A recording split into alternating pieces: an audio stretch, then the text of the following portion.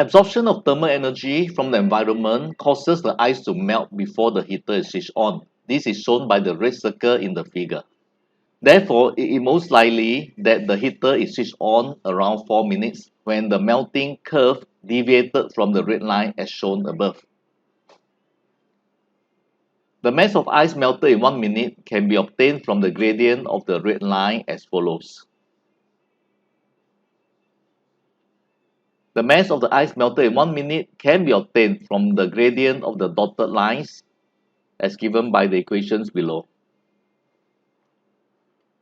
The mass m of ice melted in 1 minute due to thermal energy from the heater alone will be 10.7 times 10 to the power minus 3 kg or 10.7 grams.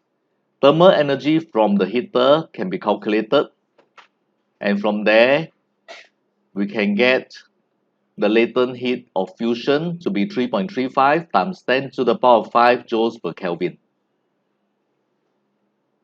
The temperature in the freezer is below 0 degrees Celsius. If the ice taken directly from a freezer was used to replace the ice in a funnel, extra thermal energy is needed to increase the temperature of ice from below 0 Celsius to 0 Celsius.